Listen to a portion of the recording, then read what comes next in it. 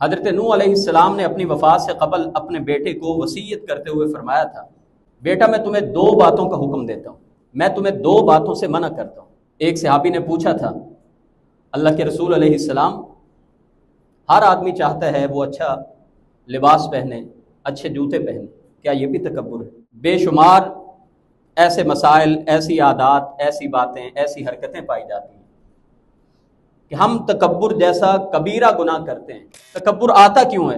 نبی مہربان علیہ السلام نے فرمایا، اذا رأیتم المداحین فاحصوا فی وجوہہم التراب، کوئی دیکھو کہ بندہ تمہارے منہ پہ تمہاری تعریف کر رہا ہے، مٹی اٹھا کے اس کے منہ میں ڈال دو۔ نبی رحمت علیہ السلام نے فرمایا کہ جو چاہتا ہے میرے آنے پہ لوگ کھڑے ہو جائیں، اس کو چاہیے یہ آج سے سمجھے کہ میرا ٹھکانہ دوزخ ہے۔ آپ نے اپنے صحابہ کو حکم دیا کہ مجھے موسیٰ سے افضل نہ کہا کرو۔ ایک حدیث میں اللہ کے رسول نے فرمایا، جس نے کہا کہ میں یونس سے افضل ہوں، اس نے جھوٹ بولا۔ ثلاثۃ لا یکلمہم اللہ یوم القیامۃ ولا ینظر الیہم ولا یزکیہم، 3 آدمی ایسے ہیں اللہ قیامت کے روز ان کی طرف دیکھے گا بھی نہیں غصے کی وجہ سے، اللہ ان سے بات نہیں کرے گا، اور نہ اللہ ان کو گناہوں سے پاک کرے گا، اور ان کے لیے دردناک عذاب ہے۔ آپ صلی اللہ علیہ وسلم نے فرمایا، عورتیں اپنا کپڑا ایک بالشت نصف پنڈلی سے نیچے کر لیں۔ اللہ فرماتے ہیں انہوں نے دنیا میں اپنے آپ کو بڑا سمجھا تھا نا، قیامت کے روز میں ان کو چیونٹیوں کی طرح باریک کر دوں گا، نظر ہی نہیں آئیں گے یہ چل رہے ہیں۔ نبی رحمت علیہ السلام نے فرمایا، میں اپنے اس امتی کے بارے میں قیامت کے روز جب نفسا نفسی کا عالم ہوگا، میں اس امتی کی سفارش کروں گا۔ یہ ایسا کلمہ ہے جس کی وجہ سے مخلوقات کو رزق دیا جاتا ہے۔ اعوذ باللہ السمیع العلیم من الشیطان الرجیم، بسم اللہ الرحمن الرحیم۔ وَإِذْ قُلْنَا لِلْمَلَائِكَةِ اسْجُدُوا لِآدَمَ فَسَجَدُوا إِلَّا إِبْلِيسَ أَبَى وَاسْتَكْبَرَ وَكَانَ مِنَ الْكَافِرِينَ۔ اور جب ہم نے فرشتوں سے کہا کہ آدم علیہ السلام کو سجدہ کرو، تو سب ملائکہ نے سجدہ کیا سوائے ابلیس کے، اس نے انکار کیا اور تکبر کیا، اور وہ تھا ہی کافروں میں سے۔ انسان کی تخلیق کے بعد روئے زمین پہ جو سب سے پہلا گناہ ہوا وہ تکبر کا تھا۔ سورۃ الاعراف میں تفصیلی تذکرہ آتا ہے کہ اللہ تعالیٰ نے ابلیس سے پوچھا، ما منعک، تجھے کس بات نے روکا جب میں نے کہا کہ سجدہ کر، تو نے کیوں سجدہ نہیں کیا؟ تو ابلیس نے تکبر کرتے ہوئے کہا، انا خیر من، میں آدم سے بہتر ہوں، خلقتنی من نار وخلقتہ من طین، مجھے تو نے آگ سے پیدا کیا ہے اور اس کو تو نے مٹی سے پیدا کیا۔ سابقہ اقوام کا ایک جرم بارہا اللہ نے قرآن میں بیان کیا، وہ ایمان نہیں لائے تو ایک ہٹ درمی کیا تھی؟ تکبر کرتے تھے۔ تکبر بہت سارے گناہوں کا مجموعہ ہے۔ ہم دیکھتے ہیں اسی تکبر کی وجہ سے دلوں میں حسد پیدا ہوتا ہے، لڑائی جھگڑے، دوسروں کو اپنے سے کم تر سمجھنا، دوسروں کو اپنے سے کم تر سمجھ کے الٹے سیدھے ان کے نام رکھنا، شکل کا مذاق اڑانا، رنگت کا مذاق اڑانا، اپنی برادری پہ فخر کرنا، دوسری برادری کو نیچ سمجھنا، اپنے آپ کو کسی بھی صلاحیت کی وجہ سے، کسی بھی ہنر کی وجہ سے، مال و دولت کی وجہ سے، شہرت کی وجہ سے، یا اپنے آپ کو کسی خاص مقام کی وجہ سے دوسروں سے بڑا سمجھنا، اور یہ سمجھنا کہ باقی کی میرے مقابلے میں حیثیت کے، اسی کو تکبر کہا جاتا ہے۔ اور نبی کریم علیہ السلام سے ایک صحابی نے پوچھا تھا، اللہ کے رسول علیہ السلام، ہر آدمی چاہتا ہے وہ اچھا لباس پہنے، اچھے جوتے پہنے، کیا یہ بھی تکبر ہے؟ آپ صلی اللہ علیہ وسلم نے فرمایا، ان اللہ جمیل یحب الجمال، اللہ تو خود خوبصورت ہے، خوبصورتی کو پسند کرتے ہیں۔ پھر آپ نے مزید وضاحت فرمائی تکبر کیا ہے، باطر الحق وغمت الناس، حق کو ٹھکرا دینا اور انسانوں کو اپنے سے کم تر سمجھنا، اصل تکبر یہ ہے۔ حضرت نوح علیہ السلام نے اپنی وفات سے قبل اپنے بیٹے کو وصیت کرتے ہوئے فرمایا تھا، بیٹا میں تمہیں دو باتوں کا حکم دیتا ہوں، ایک لا الہ الا اللہ کا، اور فرمایا کہ یہ لا الہ الا اللہ اتنا بڑا کلمہ ہے کہ اگر ایک پلڑے میں ساتوں آسمان اور ساتوں زمینیں رکھ دی جائیں اور ایک پلڑے میں صرف لا الہ الا اللہ رکھ دیا جائے تو لا الہ الا اللہ والا پلڑا بھاری ہو جائے۔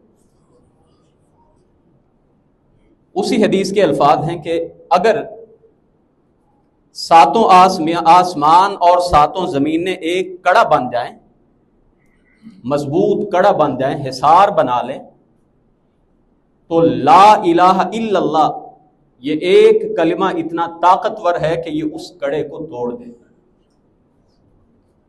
اور بیٹے سے فرمایا کہ میں تمہیں دوسرا حکم کرتا ہوں سبحان اللہ و بحمدہ کا، اس لیے کہ تمام مخلوقات کی صلاۃ ہے، یہ تمام مخلوقات کی نماز اور دعا یہی ہے، یہ ایسا کلمہ ہے جس کی وجہ سے مخلوقات کو رزق دیا جاتا ہے۔ حضرت نوح علیہ السلام نے بیٹے سے فرمایا تھا، بیٹا میں تمہیں دو باتوں سے منع کرتا ہوں، ایک شرک سے، ایک تکبر سے۔ اس حدیث کے بھی الفاظ ہیں، صحابہ نے نبی کریم علیہ السلام سے دریافت کیا، اللہ کے رسول شرک تو ہم جانتے ہیں، تکبر کیا ہے؟ آپ نے اس حدیث میں صحابہ نے بلکہ پوچھا، اللہ کے رسول ہم چاہتے ہیں ہمارے جوتے اچھے ہوں، ہمارے تسمے اچھے ہوں جوتوں کے، کیا یہ بھی تکبر ہے؟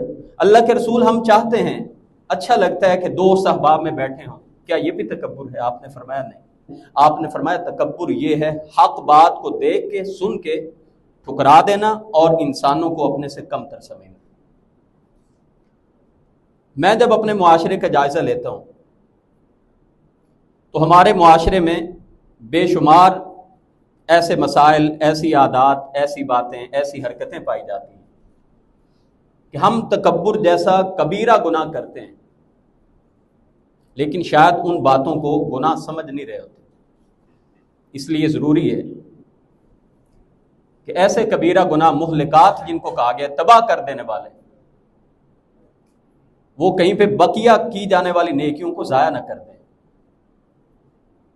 تو سابقہ انبیاء کے بارے میں اللہ تعالیٰ نے قوم نوح کے بارے میں فرمایا، کائنات میں سب سے پہلے جو رسول آئے حضرت نوح علیہ السلام، قوم نے جواباً اپنے رسول سے کہا ما نراک الا بشرا مثلنا، تو ہماری جیسا کا بشر ہے، وما نراک اتبعک الا الذین هم اراذلنا بادی الرأی، اور ہم دیکھتے ہیں کہ تیری پیروی کرنے والے زیادہ تر رذیل لوگ ہیں، نچلے درجے کے لوگ ہیں۔ قوم عاد کے بارے میں اللہ تعالیٰ فرماتے ہیں فَأَمَّا عَادٌ فَاسْتَكْبَرُوا فِي الْأَرْضِ بِغَيْرِ الْحَقِّ وَقَالُوا مَنْ أَشَدُّ مِنَّا قُوَّةً، قوم عاد نے کہا تکبر کرتے ہوئے، ناحق ہم سے زیادہ طاقت والا کون ہے؟ قوم مدین نے حضرت شعیب علیہ السلام سے کہا تھا قال الملأ الذين استكبروا من قومه لنخرجنك يا شعيب والذين آمنوا معك من قريتنا أو لتعودن في ملتنا، سردار تکبر کرنے والوں نے کہا اپنے نبی سے کہ اے شعیب ہم تجھے ضرور اپنی بستی سے نکال دیں گے یا تو بھی ہمارے دین میں داخل ہو جائے گا۔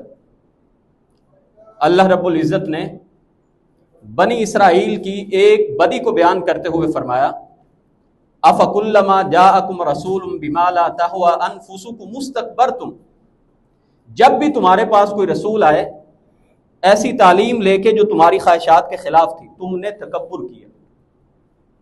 تکبر کی دو میں سے پہلی بات حق کو ٹھکرا دینا۔ تمام سابقہ امم اور قومیں اگر انہوں نے نبیوں پر ایمان نہیں لے کے آئے تو اس کی وجہ کیا تھی؟ تکبر کرتے تھے۔ فرعون کے بارے میں اللہ تعالیٰ فرماتے ہیں وقارون وفرعون وہامان وَلَقَدْ جَاءَهُمْ مُوسَى بِالْبَيِّنَاتِ فَاسْتَكْبَرُوا فِي الْأَرْضِ. قارون، فرعون، حامان، ان کے پاس سیدنا موسیٰ علیہ السلام صریحاً دلائل لے کے آئے، لیکن ایک بات جو آڑے آئی وہ کیا تھی؟ تکبر تھا. اور فرعون تو تکبر میں اتنا آگے چلا گیا، وہ کہا کرتا تھا انا ربکم الاعلی، تمہارا بڑا رب میں ہی ہوں. اللہ کے صفاتی نام ہیں، اس میں سے ایک المتکبر بھی، الکبیر بھی ہے، المتعال بھی ہے. نماز میں ہم کیا پڑھتے ہیں؟ رکوع میں سبحان ربی العظیم، سجدے میں کیا پڑھتے ہیں؟ سبحان ربی الاعلی. تو کائنات میں صرف ایک ہستی ہے اور وہ اللہ رب العزت کی ہستی ہے، جسے تکبر زیب دیتے ہیں. حدیث قدسی ہے، اللہ تعالیٰ فرماتے ہیں الکبریاء ردائی، بڑائی میری چادر ہے، والعظمت ازاری، اور عظمت کا معنی بھی بڑائی، بلندی، یہ میرا تہ بند ہے. جس نے ان دو میں سے کوئی ایک چیز چھیننے کی کوشش کی، دنیا میں اپنے آپ کو یہ سمجھا کہ نہیں میں بہت بڑا ہوں، اللہ رب العزت فرماتے ہیں میں اسے اوندے منہ دوزخ میں پھینک کے رہوں. تکبر آتا کیوں ہے؟ ایک بڑی وجہ ہے کہ بے جا خوشامد، جھوٹی تعریفیں کر کے اتنا زیادہ مبالغہ آرائی کرنا تعریف میں کہ دوسرا آدمی اپنے آپ کو بقیہ لوگوں سے بڑھ کے سمجھنے لگتا ہے. اسی لیے رسول کریم علیہ السلام نے خاص کر کسی کے منہ پہ اگر مبالغہ آرائی والی تعریف کی جائے، خوشامد جس کو بولتے ہیں، بڑا سخت حکم ہے. نبی مہربان علیہ السلام نے فرمایا اذا رأیتم المداحین فاحصوا فی وجوہہم التراب، کوئی دیکھو کہ بندہ تمہارے منہ پہ تمہاری تعریف کر رہا ہے، مٹی اٹھا کے اس کے منہ میں ڈال دو. اگرچہ بعض حدیثوں میں جائز تعریف، وہ بھی اللہ کے رسول علیہ السلام نے فرمایا کہ مومن کے لیے یہ دنیا میں اللہ نے خوشخبری رکھی ہے اگر کوئی تعریف کرتا ہے، لیکن جائز حد تک. تو ہماری خوشامد خاص کر ناجائز کام کروانے کے لیے افسران کی اور سیاست دانوں کی جتنی خوشامد کی جاتی ہے وہ آپ جانتے ہیں. تو کسی کی تعریف میں مبالغہ آرائی کرنا یہ درست نہیں ہے، وہ علماء ہی کیوں نہ ہو. میں اسلاف کے بہت سارے ایسے علماء کو جانتا ہوں کہ وہ کسی پروگرام میں گئے، جب انہوں نے اشتہار دیکھا کہ ہمارے ناموں کے ساتھ اتنے لمبے چوڑے القابات لکھے ہیں، وہاں سے واپس آ گئے. انہوں نے کہا تم نے مجھے تو نہیں بلایا، میرے اندر تو یہ ساری خوبیاں پائی نہیں جاتی. تو آج ہمارے القابات کا کیا اثر ہو گیا، اللہ کی پناہ ہے. دیکھیں ہمارے لیے بہترین اسوہ اور نمونہ جناب رسول اللہ صلی اللہ علیہ وسلم، اور حضرت انس رضی اللہ تعالیٰ عنہ بیان کرتے ہیں کہ رسول کریم علیہ السلام جب تشریف لاتے تھے ہم آپ کے استقبال کے لیے کھڑے نہیں ہوتے تھے کہ اللہ کے رسول علیہ السلام اس کو ناپسند کرتے، بلکہ ایک حدیث میں نبی رحمت علیہ السلام نے فرمایا کہ جو چاہتا ہے میرے آنے پہ لوگ کھڑے ہو جائیں، اس کو چاہیے یہ آج سے سمجھے کہ میرا ٹھکانہ دوزخ ہے. ہاں بعض روایتوں میں اس کی گنجائش موجود ہے کہ کوئی مہمان آیا ہے، آپ اس کو ویلکم کرنے کے لیے چل کے گئے، کسی کو لا کے بٹھانا، مہمان آیا ہے اٹھ کے ملنا، یہ الگ بات ہے. لیکن صرف کسی کے احترام میں نہ تو آپ کسی کو آگے سے لینے گئے، نہ تو آپ کسی سے ملنا چاہتے ہیں، صرف آپ کھڑے ہو گئے. رسول کریم علیہ السلام کے بارے میں صحابہ فرماتے ہیں جب آپ تشریف لاتے تھے ہم یوں بیٹھے ہوتے تھے، سر نیچے ہوتے تھے ادب سے، یوں لگتا تھا جیسے سروں پہ پرندے بیٹھے ہیں. یہ تھا ادب. ایک ادب جو ہم نے مغرب سے لے لیے جی جب تک سارے کھڑے نہیں ہوں گے تب تک شاید بے ادبی ہو رہی. تو نبی کریم علیہ السلام بھی اپنی اتنی تعریف، جب منہ پہ آپ کی تعریف کی جاتی تھی آپ منع کر دیتے تھے، اس لیے کہ اللہ کے جتنے نبی اور جتنے اہل ایمان ہیں وہ عاجزی کا اظہار کرنے والے ہوتے ہیں، ان کے اندر تواضع ہوتے ہیں. ایک یہودی کی مسلمان سے لڑائی ہوئی اور صحابی نے کہا کہ ہمارے نبی کائنات میں سب سے افضل ہے. یہودی کہنے لگا حضرت موسیٰ علیہ السلام افضل ہیں. مسلمان نے ایک موقع دے مارا، یہودی رسول کریم علیہ السلام کے پاس آیا اور آ کے کہا اللہ کے رسول یہ معاملہ ذرا غور کیجئے اپنے پیارے نبی صلی اللہ علیہ وسلم کی تعلیمات پہ. آپ نے یہودی سے یہ نہیں فرمایا ہاں ہاں میں ہی سب سے افضل ہوں. آپ نے اپنے صحابہ کو حکم دیا کہ مجھے موسیٰ سے افضل نہ کہا کرو. آپ نے فرمایا قیامت کے روز جب بے ہوش ہونے کے بعد سور پھونکا جائے گا, ساری کائنات بے ہوش ہو جائے گی, اللہ کریم سب سے پہلے مجھے اٹھائیں گے. صحیح بخاری شریف کی روایت. نبی کریم علیہ السلام فرماتے ہیں جب میں بیدار ہوں گا تو میں دیکھوں گا حضرت موسیٰ علیہ السلام مجھ سے پہلے ہی بیدار ہو کے اللہ تعالیٰ کے عرش کے پائے کو پکڑ کے کھڑے. اور آپ نے فرمایا میں نہیں جانتا کہ اللہ نے ان کو بے ہوش کیا ہی نہیں تھا یا مجھ سے پہلے ان کو بیدار کیا. اور بعض روایتوں میں یہ ہے کہ نبی کریم علیہ السلام نے فرمایا کہ شاید اللہ نے ان کو بے ہوش نہ کیا ہو, کیونکہ جب دنیا میں انہوں نے کہا تھا اللہ کریم میں تجھے دیکھنا چاہتا ہوں, تو اللہ نے فرمایا تھا موسیٰ تو مجھے نہیں دیکھ سکتا, ہاں اس پہاڑ کو دیکھو میں اپنی تجلی اس پہاڑ پہ کرتا ہوں. اللہ نے جب اپنی تجلی پہاڑ پہ کی وخر موسیٰ صاعقا, بے ہوش ہو کے سیدنا موسیٰ علیہ السلام گر پڑے. تو نبی کریم علیہ السلام نے اسی واقعے کی طرف اشارہ کیا کہ شاید دنیا میں جو اللہ نے ان کو وہ بے ہوشی عطا کی تھی تو اس آخری قیامت کی گھڑیوں میں جو اللہ نے ان کو شاید بے ہوشی نہ کیا. اور ایک حدیث میں آپ نے فرمایا نبیوں کے بیچ میں یہ اس طرح کی تفاوت اور درجہ بندی نہ کرتے رہا کرو. ایک حدیث میں نبی کریم علیہ السلام نے فرمایا مجھے یونس بن متہ سے بھی افضل نہ کہو. ایک حدیث میں اللہ کے رسول نے فرمایا جس نے کہا کہ میں یونس سے افضل ہوں اس نے جھوٹ بولا. اس کا یہ مطلب نہیں ہے کہ رسول کریم علیہ السلام شان میں مقام میں بقیہ پیغمبروں سے کم ہے. یہ آپ کی عاجزی کا اظہار تھا. رسول مہربان علیہ السلام کی ایک حدیث ہے کہ آپ نے فرمایا جب اذان سنو جو مؤذن کہے ویسا تم بھی جواب دو, اور اذان کے بعد درود شریف میرے اوپر پڑھو اور پھر دعائے وسیلہ کرو میرے لیے.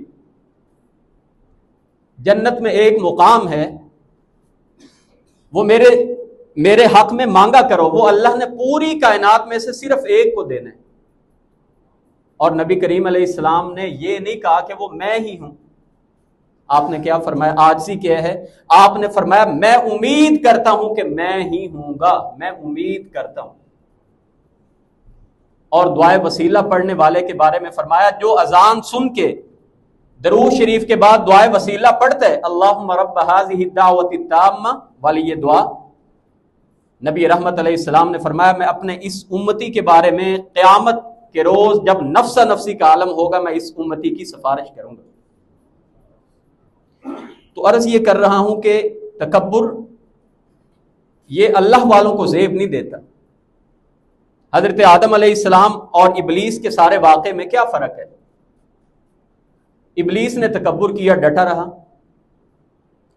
حضرت آدم علیہ السلام نے پھل کھا لیا جب تو ڈٹے نہیں رہے, اپنے اندر بڑائی لے کے نہیں آئے, بلکہ کیا فرمایا ربنا ظلمنا انفسنا وان لم تغفر لنا وترحمنا لنکونن من الخاسرین. اے رب ہمارے اپنی جانوں پہ ظلم کر بیٹھے. تو یہی عاجز لوگوں کا طریقہ ہمیشہ سے رہا ہے. اللہ والے چاہے وہ انبیاء ہوں یا عام اہل ایمان ہوں ان کو تکبر زیب نہیں دیتا. تکبر کی بہت ساری شکلیں اور صورتیں ہو سکتی ہیں. سب سے بڑی صورت اور بڑی شکل جو میں اپنے معاشرے میں دیکھتا ہوں وہ ہے دوسروں کی تخلیق کا مذاق اڑانا, دوسروں کے رنگ کا مذاق اڑانا, قد کاٹ کا مذاق اڑانا, اللہ نے کوئی عیب رکھ دیا اس کی چھیڑ بنا لینا. یہ بہت بڑا گناہ ہے. گویا آپ اس عیب کا مذاق اڑا کے یہ بتانا چاہ رہے ہیں کہ میرے اندر زیادہ خصائص اور اوصاف ہیں اور اس کے اندر کم ہیں, میں اس سے بڑا ہوں. اللہ کو یہ جملے پسند نہیں ہیں. حضرت عائشہ صدیقہ رضی اللہ تعالی عنہا نے سیدہ صفیہ جو کہ نبی کریم علیہ السلام کی زوجہ محترمہ ہے, ان کو دیکھ کے صرف اشارہ کیا تھا, صرف اشارہ کیا تھا, منہ سے نہیں بولی تھی. رسول کریم علیہ السلام نے دیکھا کہ ان کے اس اشارے میں حقارت پائی جا رہی تھی کہ اپنے سے کم تر سمجھ رہی ہیں۔ رسول کریم علیہ السلام نے فرمایا عائشہ اتنا غلط تو نے اشارہ کیا ہے کہ اس سے میٹھا سمندر بھی کڑوا ہو جائے۔ اچھا افسوس یہ ہے گناہ ہو جانا اور غلطی ہو جانا یہ ایک الگ پہلو ہے، اس سے خطرناک پہلو یہ ہے کہ گناہوں کو ہم ڈیفینڈ کر رہے ہوتے ہیں، گناہوں کو یعنی کسی کی چھیڑ بنا کے اگر اس کو کوئی سمجھائے تو الٹا اس پہ ایک اور جگت لگاتے ہیں۔ سورۃ الحجرات میں وہ تمام عوامل، وہ تمام باتیں جن سے بندوں کا مذاق ہو سکتا ہے، ان کی حقارت ہو سکتی ہے، ان سب سے رب نے منع کی ہے۔ لا یسخر قوم من قوم، کوئی قوم کسی دوسری قوم کا مذاق نہ اڑائے۔ ولا نساء من نساء، اور عورتیں عورتوں کا مذاق نہ اڑائیں۔ عمومی طور پہ قرآن کریم میں اللہ نے عام حکم دیا ہے، مردوں کے حکم کے اندر ہی خواتین بھی شامل ہے، لیکن یہاں پہ اللہ نے مردوں کے ساتھ عورتوں کا الگ تذکرہ کیا ہے۔ مفسرین فرماتے ہیں کہ اس لیے کہ عورتوں کے اندر یہ برائی زیادہ پائی جاتی ہے الا ماشاء اللہ، لیکن چونکہ عام طور پہ خواتین میں وقت ان کے پاس گھریلو کام کاج سے فرصت کے بعد زیادہ ہوتا ہے تو اور کوئی کام نہیں ہوتا، اسی لیے اللہ نے فرمایا ولا نساء من نساء، کوئی عورت بھی کسی دوسری عورت کا مذاق نہ اڑائے۔ ولا تلمزوا انفسکم ولا تنابزوا بالالقاب، دوسروں پہ الزام نہ لگایا کرو اور دوسروں کے الٹے سیدھے لقب اور نام نہ بگاڑے کرو۔ گویا کسی کا نام بدلنا اور کسی کے رنگت کی مذاق اڑانا یہ تکبر کی ایک شکل، تکبر کی ایک اور شکل یہ ہے جو حدیثوں میں آتی ہے کہ کوئی آدمی لباس اس سوچ سے پہنے کہ میں بقیہ لوگوں سے ذرا انوکھا دکھائی دوں، بڑا دکھائی دوں۔ رسول کریم علیہ السلام نے فرمایا کہ ایک آدمی تھا جس نے متکبرانہ لباس پہنا، نکلا، اللہ کو اتنا غصہ آیا اللہ نے وہیں پہ زمین میں دنسا دی۔ ہاں میں نے حدیث پہلے بیان کی، نبی کریم علیہ السلام نے خود اجازت دی، اچھا لباس پہننا تکبر نہیں ہے، اللہ کو پسند ہے۔ بلکہ وہ حدیث بھی میں بیان کر دوں، جب ایک صحابی کو آپ نے دیکھا جن کا کوئی لباس اچھا نہیں تھا، پوچھا کیسے حالات ہیں، پتہ چلا ان کے مالی معاملات بہت اچھے ہیں، لیکن ظاہری ان کا لباس کوئی اچھا نہیں تھا۔ آپ نے فرمایا اگر اللہ نے مال و دولت دی ہے تو لباس اچھا پہنو، تو اچھا لباس پہننا تکبر نہیں ہے، لیکن لباس اس سوچ سے اگر پہنا جائے کہ میری واہ واہ بلے بلے ہو جائے تو ایسا متکبرانہ لباس پہننا بھی اللہ کی نگاہ میں بہت بڑا گناہ ہے۔ اسی طرح لباس پہن کے اپنے کپڑے کو ٹخنے سے نیچے کرنا حدیث میں بہت بڑا گناہ بیان ہوا ہے۔ ثلاثۃ لا یکلمہم اللہ یوم القیامۃ ولا ینظر الیہم ولا یزکیہم، تین آدمی ایسے ہیں اللہ قیامت کے روز ان کی طرف دیکھے گا بھی نہیں، غصے کی وجہ سے اللہ ان سے بات نہیں کرے گا، اور نہ اللہ ان کو گناہوں سے پاک کرے گا، اور ان کے لیے دردناک عذاب ہے۔ سب سے پہلا وہ آدمی جو اپنی شلوار کو، اپنے کپڑے کو، اپنے پینٹ کو ٹخنوں سے نیچے رکھتے، اور دوسرا وہ آدمی جو کسی پہ احسان کر کے پھر کسی غصے میں آ کے، لڑائی جھگڑے میں آ کے اس کو احسان کا تانا دے دیتے ہو، میں نے تو تیرے ساتھ فلاں احسان کیا تھا۔ اور تیسرا وہ آدمی جو دکانداری میں چیز بیچنے کے لیے جھوٹی قسم اٹھا دیتے۔ نبی کریم علیہ السلام نے فرمایا کہ جو لباس بھی ٹخنوں سے نیچے ہوگا ففی النار، وہ دوزخ میں۔ ایک حدیث میں جب نبی کریم علیہ السلام نے فرمایا من جر ثوبہ خیلا، جس نے اپنا کپڑا، جو بھی کپڑا پہن رکھے، جس نے اپنا کپڑا تکبر کی وجہ سے لٹکایا، اللہ تعالیٰ اس کی طرف دیکھے گا بھی نہیں۔ حضرت ابو بکر صدیق رضی اللہ تعالیٰ عنہ کہنے لگے اللہ کے رسول میرا کپڑے کا ایک حصہ وہ نیچے لٹک جاتا ہے. اللہ کے رسول وہ مجھ سے کنٹرول نہیں ہوتا. بعض روایتوں میں ہے کہ کچھ بڑھاپے کی وجہ سے یا ان کا پیٹ کچھ بڑا ہوا تھا. تو نبی کریم علیہ السلام نے سیدنا ابو بکر صدیق سے فرمایا ابو بکر تیرا شمار ان میں سے نہیں ہے جو تکبر کر کے اپنے کپڑے کو نیچے لٹکاتے ہیں. حضرت جابر بن سلیم رضی اللہ تعالیٰ عنہ نبی کریم علیہ السلام کے پاس آئے. اللہ کے رسول مجھے کوئی وصیت کیجیے. آپ نے بہت ساری باتیں ان کو نصیحت کی. آپ نے ان میں سے ایک نصیحت ان کو یہ کی تھی کہ اے میرے صحابی اپنے کپڑے کو نصف پنڈلی پہ رکھنا ہے. نصف پنڈلی اپنے ٹخنے سے تقریباً 1 فٹ اونچا. یہ اللہ کے رسول اپنے صحابی سے کہہ رہے ہیں. اور مزید فرمایا کہ اگر تم یہاں پہ نہ رکھ سکو، اخیر پہ آپ نے فرمایا کہ ٹخنوں سے نیچے تمہارا کپڑا نہیں آنا چاہیے. اور اس میں تو ذکر ہی نہیں ہے کہ کوئی تکبر والی بات آپ نے کی ہو. حضرت حذیفہ بن یمان رازدان رسول کہتے ہیں اللہ کے رسول علیہ السلام نے میری پنڈلی پہ ہاتھ رکھ کے کہا، یا اللہ کے رسول نے اپنی پنڈلی کے گوشت پہ ہاتھ رکھ کے کہا. دونوں لفظ آتے ہیں. آپ نے فرمایا یہاں پہ اپنے کپڑے کو باندھنا ہے. اور آپ نے حضرت حذیفہ سے بھی یہی فرمایا کہ ہاں اگر کپڑا نیچے کرنا چاہو تو کر سکتے ہو، لیکن ٹخنوں سے نیچے تمہارا کپڑا نہیں جانا چاہیے. اب سوچئے اس حدیث میں اتنا واضح کر دیا گیا ہے کہ یہ بہت بڑا گناہ ہے. لیکن کئی لوگ کہتے ہیں نہیں جی نہیں، اس دور میں لباس کوئی اور ہوتے تھے، وہ لوگ متکبرانہ انداز میں پہنتے تھے. تو حدیثوں میں تو کوئی گنجائش باقی نہیں رہنے دی گئی. حضرت ام سلمہ رسول پاک کی بیوی پوچھتی ہیں اللہ کے رسول آپ نصف پنڈلی پہ کپڑا رکھنے کا کہہ رہے ہیں، تو عورتیں کیا کریں؟ آپ صلی اللہ علیہ وسلم نے فرمایا عورتیں اپنا کپڑا ایک بالشت نصف پنڈلی سے نیچے کر لیں. اور صحابی کیا پوچھ رہی ہیں؟ صحابیات میں سے ام سلمہ اللہ کے رسول اس سے تو ہمارے پاؤں بھی نظر آئیں گے. آپ یہ ذرا دیکھتے جائیں صحابیات کا ایمان. صحابیات کہہ رہی ہیں اللہ کے رسول 1 فٹ بھی اگر تقریباً 1 فٹ بنتا ہے ایک بالش، تو نبی کریم علیہ السلام نے فرمایا پھر یوں کرو کہ 1 ہاتھ کپڑا نصف پنڈلی سے نیچے کر لو. اب 1 ہاتھ عربی میں یہ کوہنی سے لے کے یہ انگلی کے یہاں تک بنتا ہے، یہ 1 ہاتھ. اور نصف پنڈلی کا مطلب یہ ہے کہ رسول کریم علیہ السلام نے یہاں پہ فرمایا یہ گھٹنا اور ٹخنے کے درمیان میں. اور یہ تمام صحیح حدیثیں.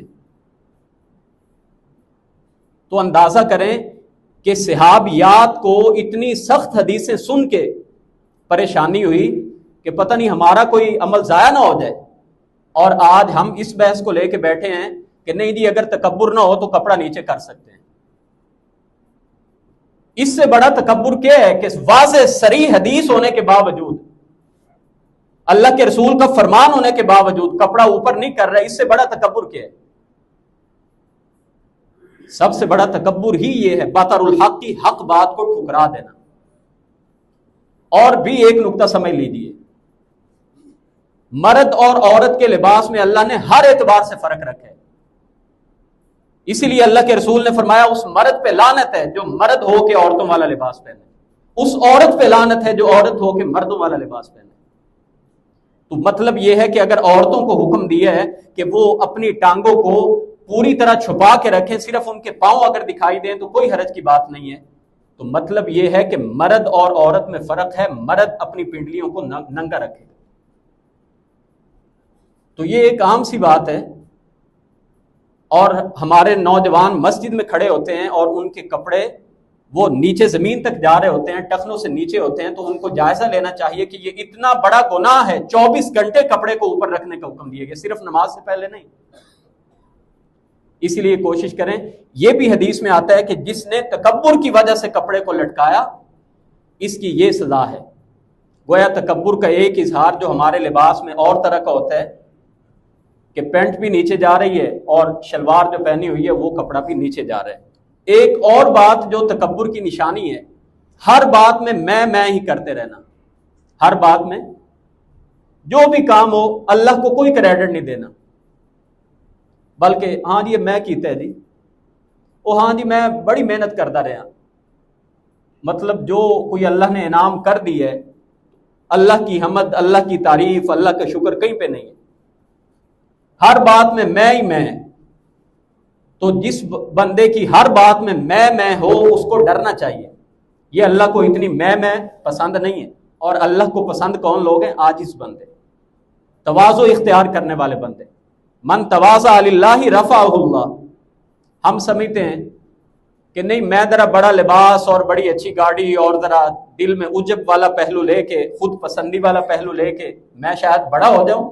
نہیں، نبی کریم علیہ السلام نے فرمایا من تواضع للہ رفعہ اللہ۔